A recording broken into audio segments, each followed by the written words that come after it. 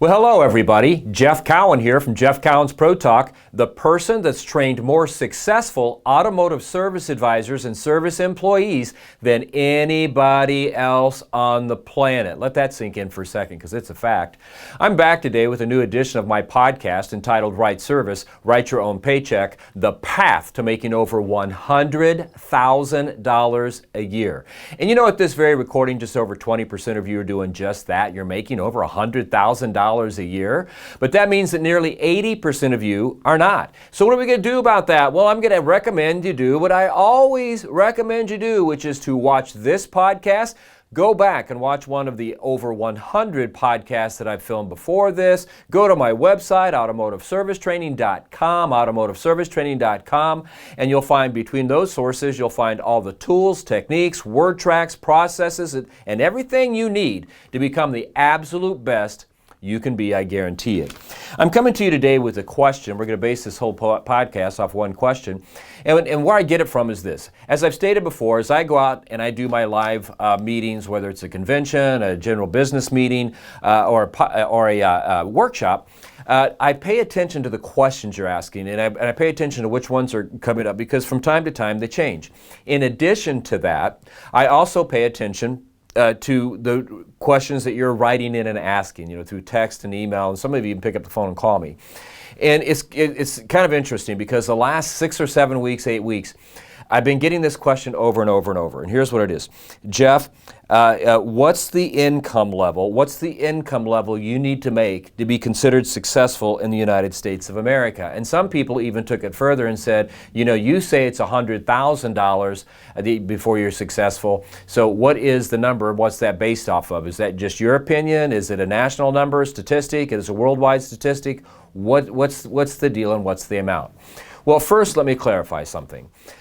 When it comes to the amount of money you need to make to be considered successful, I think that is based on the goals that you set for yourself. And those goals, depending on what you set for yourself, are going to put the income required all over the page, okay? I mean, the goals that you set for yourself, you might be able to accomplish and have the lifestyle you want for $35,000, $40,000, $50,000, $60,000. The goals you've set for yourself might require that you make $1 million, $2 million, $3 million, $100 million a year. It really gets down to what you want out of life and the kind of money it's going to take for you to have to get that. So where does this $100,000 figure coming from? Where the $100,000 figure comes from is I think sometimes people look at my book, How to Make $100,000 a Year Writing Service, and they've somehow envisioned me saying that you have to make that or you're not successful. That's not exactly what I'm saying. But what I am saying in regard to writing service is this. I've yet to step on a service drive anywhere in the United States of America, Canada, and or Australia. I don't care where it's at, rural store, city store, big store, small store, big staff, no staff. I don't care where it's at, an automotive dealership. I have not stepped on a service drive anywhere where the service advisors didn't have the opportunity to make $100,000 a year. And I believe that, and I've explained to you in past podcasts why I believe that. So, if the opportunity is there to make that, why would you go in and do it for any less? Because again, remember, like I started out the podcast here, only about just over 20% of you are doing that. And what I mean by that is, I'll go to a dealership or I'll go to a service department, you'll have 4 advisors, you'll have this person making, $55,000, this one's making 60 or 70, this one's making 80, and then this one's making 100,000. Well, what do we know about that service drive? It will pay $100,000 a year. So where I'm going with that is if you know that drive will pay $100,000 a year, why would you stand out there for the 40 or 50 hours a week, just like the person making $100,000, deal with the same customers, same number of customers with the same products, the same management, same leadership, same business owner, same manufacturer, same anything? Why would you stand out there on that service drive and do it for anything less than that? I mean, if you're going to be there, don't you want to maximize the opportunity? So in my opinion, to be considered a successful service advisor, I think you can say that if you're making $100,000 a year. If you're not, then it just means you're not doing something right. Because the only difference between making $100,000 a year on a service drive and not is your ability and desire to sacrifice some time to become the best. I mean, if you're in sales, and I do this even today, if you're in sales, you're going to have to, and on service drive, you're going to have to set aside at least 30 minutes to an hour every week dedicated to your craft, how to get better. What I mean by that is you sit down, you look in a mirror and say, you know, today I had this kind of day, I said this, this, and this, and everybody bought everything. So let me remember what I said and did so I can replicate that tomorrow when the same people come in with the same concerns and have that same type of success. But at the same time, you're willing to sit there and say, you know, today I had this kind of day, I did and said this, and nobody really bought. So let's figure out what I said, why I said it wrong, and how I can make it better. So tomorrow when these people come in, I don't make the same mistake. That's one way and one sure shot way to become the best of the best. You constantly have to work on your skill. It's not a position when you're in sales, because that's really what we're talking about here, where you get trained once and then you're good to go for the next 30 years. Customers change, products change, environments change, so you will have to change and constantly update what you do and how you do it to maximize the opportunity. Okay, I mean, even today, as long as I've been in sales and I teach it, I still set aside time to study it every single week. Another thing I want to address with this, so that's what I mean by the 100,000. The other thing that I want to address here is go back to something I said earlier. The amount of money you make and you should make to be considered successful depends on what your goals are, okay? And because, you know, I've met tons and tons of people who make $25,000, $30,000, $40,000, $50,000 a year, and they are some of the happiest people you would ever want to meet. I've met people that make $25,000, $30,000, $40,000, $50,000 a year, and they're the most miserable people you'd ever want to meet. On the flip side, I've met many people that make $1 million, $2 million, $10 million, $100 million a year, some of the most miserable people you'd ever want to meet. In the same time, I've met people who make $1 million, $10 million, $100 million a year, and they're some of the most happy, well-adjusted people you'd ever want to meet. What's my point? The point is not the amount of money you make. It's, did you set goals, and did you accomplish those goals, and did you maximize the opportunity you have? You know, so to take it even further, a couple of points. So to me, success is a personal thing. So wouldn't a person be successful if, let's say, they get out of high school, they're out of high school, and for some reason, they've done their research, they've decided college is not for them. So they're going to go to a trade school, and they figured out that the trade school they want to go to is going to teach them how to be a plumber. Now, the reason they chose plumbers, because the plumbers are going to pay the amount of money they need to accomplish their goals. And let's assume for a second that their goal is to have a 1,500 to a 2,000 square foot house sitting on an acre or two of land, to have decent cars sitting in the driveway, to have a spouse, to have some kids, raise those kids, to be good people, they're fed, they're educated the way they need to be educated, and then at the end of your career walk off with a nice pension, having lived a great life. Wouldn't that be somebody successful if they've done that? I mean, if somebody goes out and that's their goals, and they become a plumber, they get licensed, they make the money they thought they were going to make, they get married, they buy the house they want, in the neighborhood they want, on the amount of land they want, they drive the type of cars they want, they have their kids, they raise good kids to be positive people in society. They're driving the cars they want to drive, their kids move out and start to have grandbabies, and those grandbabies are great. And then at the 30-year mark, that person walks away from their career with a nice pension that allows them to maintain the lifestyle they created for themselves. Is that not success? In my mind, it is. In my mind, it is. Okay, because the different, so when it comes to the money, I think what happens here is so many times we're told by society, if we're not making $1 million, $2 million, $10 million, $100 million a year, we're failures, and that's just not true. And the reason we believe that is because we get online, we read, and we listen to all this garbage, like a movie star gets paid $20 or $30, $40 million to make a movie. A rock star puts out an album, goes on tour, makes $50 million over 6 months. You know, or these athletes come out of college and they're making these millions and millions of dollars, right? But all they've proven to you by making that amount of money is that they know how to make that amount of money doing that thing. Because many times if you really study these people like I do, and you look at their history and you look at their lifestyles, their personal lives are a train wreck. I mean, how many movie stars and rock stars and musicians and athletes have we looked up to only to find out that they're spouse abusers, or that they're alcoholics, or they're drug addicts, and they've been married 6 or 7 times, and they have 8 or 9 kids from people they only knew for one night. I mean, their private life is a train wreck. Do you really want to measure up to yourself to somebody like that? I don't. So really all they've proven is they knew how to make a lot of money in that one area. It doesn't mean that they're successful, and it doesn't mean they have a successful life. I measure myself up to the guy that's like the plumber, and I measure myself up to the people like I want to be like, that not only made a certain amount of money but have a lifestyle, and their life is not a train wreck, you know. And you can be successful on any income level. And let me tell you how that really came to focus for me. It's a personal story. You know, I've got two younger brothers, and if you know me much, you know that I've talked about them in the podcast and the different books I've written from time to time. And if you remember, if you've read that, you know that my opinion of them is that they're smarter, because they are. Both of them are smarter. Now, not only are they smarter than me, they're better looking than me, they have more friends than me, they always had way more girlfriends than I did. I couldn't even get a girl to look at me. They've got girls they're tossing off to the side. Now, I don't mean to be sexist or politically incorrect, but, you know, I'm talking high school here. They had a lot of girlfriends, right? And I mean, when it comes to being intelligent, these guys were intelligent. Everybody loved them. They have friends, and they're still that way, right? So I remember after starting my business, that I'd been in business for about 10 years, and that's when things really started cooking for me. You know, I was under contract with several of the automotive manufacturers that were paying me great money. I had a lot of my own personal accounts paying me great money. My DVDs at the time, because that's what we had instead of online training, they were selling quicker than we could get them printed. I mean, I was really doing well. You know, I was living in the type of house I wanted to live in. I was driving new cars. I was traveling. I was getting to see the world. I mean, I in my mind, was extremely successful, and I still believe that.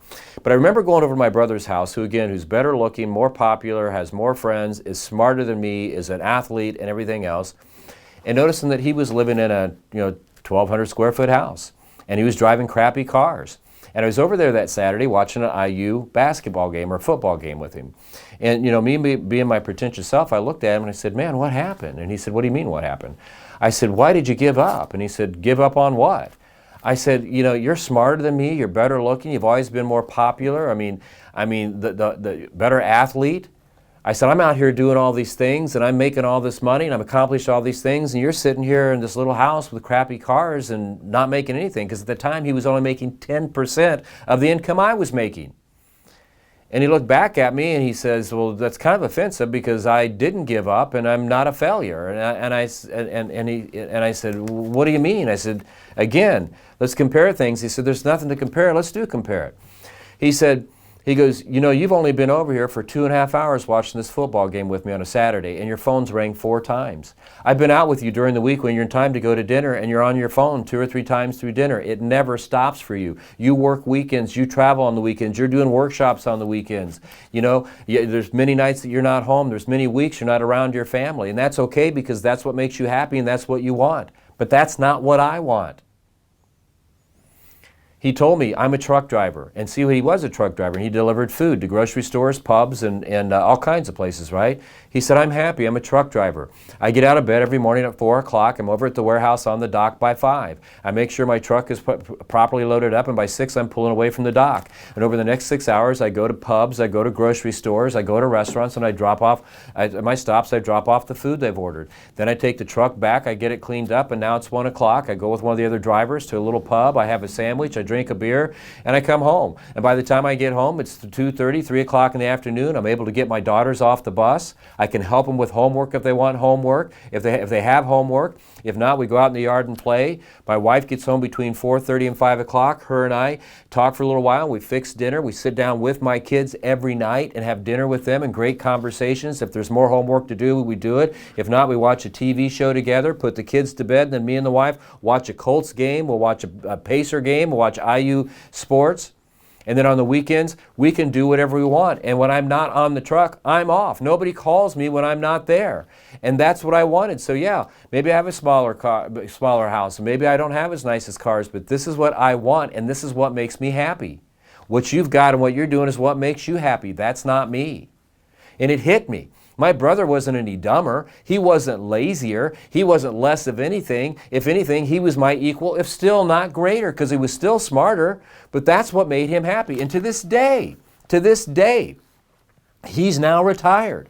He worked for 30 years driving those trucks, and he got a house later in life. I think it's 1,800 square foot. He raised his 2 kids. They moved out. They got married. They delivered two grandkids apiece. They're happy. He sees them all the time. His wife is getting ready to retire, I think, later this year. On his pension alone, they've got enough to maintain the lifestyle they've got. They're driving the cars they want to drive, and they go when they want to go and come home when they want to go. And he's happy. You know? the same time I'm happy. You know, I have no problem. I was willing to me, it was important to pay the price. Like this last weekend, I took 3.5 hours on Sunday morning and I worked. Why? Because I knew I had to do that to accomplish the goals I want to accomplish. I'm getting ready to get on an airplane here tomorrow and go to Chicago for a couple of days for a business meeting to generate new business for my company and stuff. There's many weekends I'm not home because I'm out doing things for the business, okay? But I don't mind doing that. I don't mind paying that price because I understand that's what it takes to get the house that I want and have the lifestyle I want. And as far as the family life goes and the personal life, I'm just as successful as my brother. I've got a wife that loves me and I love her. I've raised kids. I've got grandkids. So when it comes to the dollar figure, that's only one way to measure somebody's success and whether or not they're successful. You know, you got to look at the whole picture. And you should never feel bad about what you're making as long as it's allowing you to live the lifestyle and accomplish the goals that you've set for yourself. That's true success. And I'll stand by that all day long, you know? I mean, there's many times I go home and I wonder the field that I'm in. Did I make the right decision? Did I make the right decision by going the direction I did? Because there's people that I wrote service with, you know, that 30 years ago, they're doing just like my brother did, you know? I mean, they're walking off these service drives with pensions and have accomplished a lot. You know, they made the equivalent to $100,000 a year their entire career. They have spouses. They have nice houses that are sitting on nice pieces of land. They're driving great cars. They get a 2-week paid vacation every year that they took their family on. They raise great kids. They've got grandkids, and now they're walking off these service drives with pensions, able to maintain the lifestyle they have, which is a really nice lifestyle, by the way. And sometimes, and you know, they were home every night, and they were home every weekend. Maybe they had to work a Saturday here or there, and I often sit and wonder, did I make the right choice? And for me, I think I did, because I do think my friends that did that are completely successful.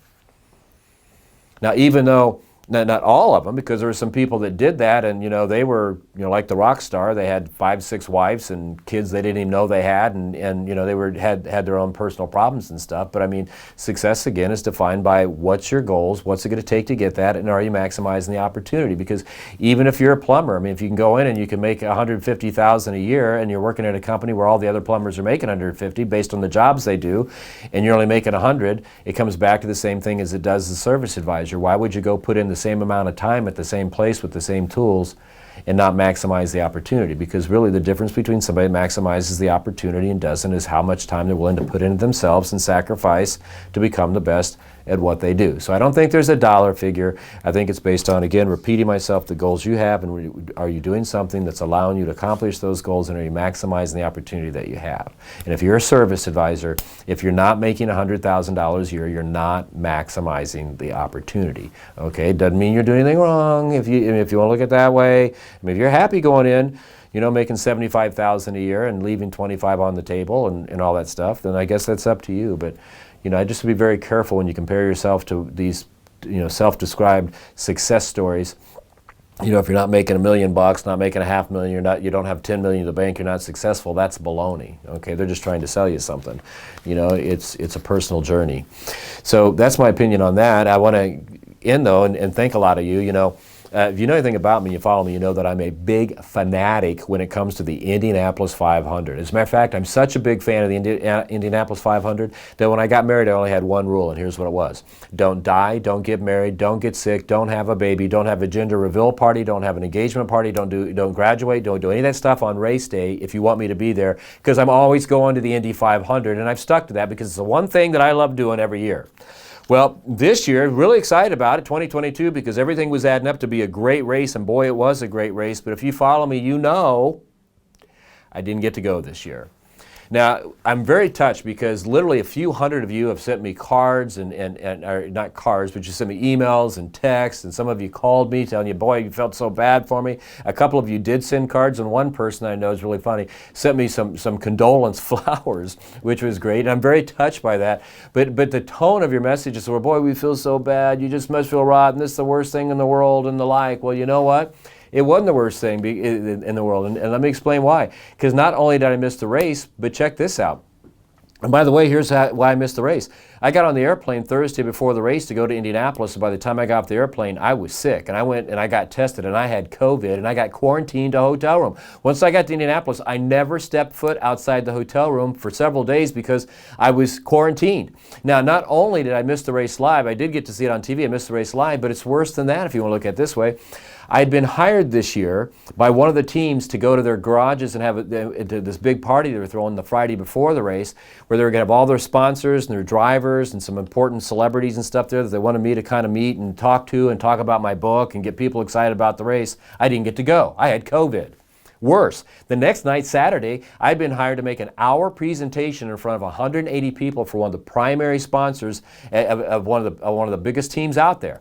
And this guy, he said, I brought in 180 guests. None of them have ever been to Indy 500. I want you to talk about your book and get them excited. I want you to give them a book and sign them and all that stuff. He said, this is going to be a great thing. And he said, here's the thing. All 180 people in there are connected to a Fortune 500 company, and there's not going to be one person in there that's not been a certified millionaire, and there's going to be several billionaires in the room. Buddy, I'm setting you up. You're going to be recognized and noticed, and this is a big opportunity. But I didn't get to go. I got COVID.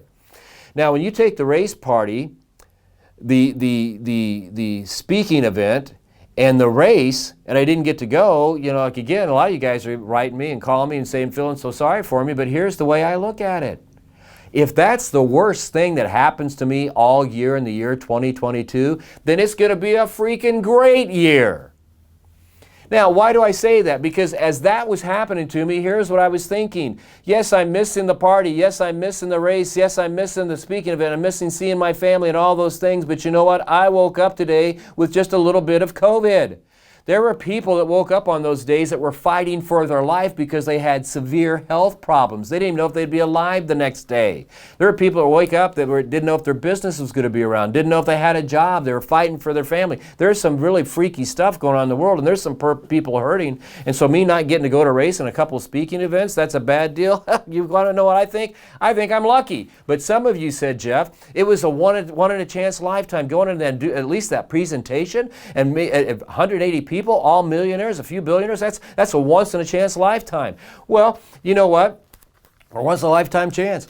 Well, you know what? If you're the type of person that wakes up every day and doesn't seek opportunities and doesn't seek those chances, then yeah, you might only have one or two that come through in your lifetime. But if you wake up, and here's the lesson, the way I do every day, so getting out of bed with the attitude and the thought, I'm going to create opportunity for myself. I'm going to create these lifetime opportunities. Then you know what happens? You don't get one or two in your life. You get one or two a week. You might get one every day. I mean, they come all the time if you get out of bed and you're constantly looking for them. So am I sad that I didn't get to go to those two events? Yes. Is it a missed opportunity? Yes. I mean, will I get that opportunity again? Who knows? But I know I'm going to get other opportunities that allow me to continue to live my dreams. It's not that big a deal because at least I'm alive. I'm living to see another day. So again, I don't want you to think I don't appreciate your condolences, but let's put it all in perspective here. And the reason I'm sharing that with you is because, again, so many of you, you'll miss an opportunity and you just think, wow, it was a once-in-a-lifetime opportunity. It didn't happen. It's never going to happen again.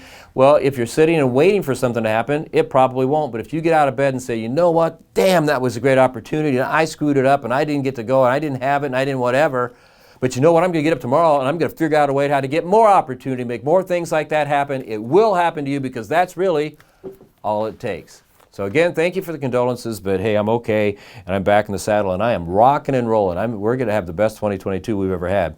So with that, I want to remind you that we've got some workshops coming up, public workshops that you can attend. I personally will be teaching those. They're both in Las Vegas, one in September, one in October, both two-day events. Get signed up for those. They're selling out. We also have our in-store training that we're famous for. We are booking because we're getting numbers off the charts. And I've also got the virtual training that's the most popular virtual training platform in the automotive industry for fixed operations. I mean, from January 1 through today, we've had over 22,000 logins. Just over 6 months, 22,000 logins. I mean, people are getting on their training all the time, and you should be too, because right now you've got the easiest fixed operations customer I've ever seen. Never been easier to sell them, make them happy, and all that stuff. Average age of a car is over 12 years. You can't get cars. The economy's going crazy right now the wrong way, so people are going to be hanging on to these cars, and they need you, service advisors. But they don't just need you to come out and ask them, and be a clerk. They need you to go out and be the most professional service advisor you can be, and making sure that their car is efficient, economically sound, and reliable as possible. They're counting on you to make that happen, and you got to make it happen for them. So with that, I want you to do me a favor over the next week between now and the next podcast. I want you to go out, and I want you to meet as many customers and people as you can, and I want you to help them to the best of your ability. It's summertime outside. I want you to go outside and enjoy that, enjoy the weather, enjoy your family, because between now and next week, that's exactly what I'm going to do. So with that, this is Jeff Cowan, the person that's trained more successful service advisors and automotive service employees than anybody else on the planet, signing off. God bless you. See you soon. Take care.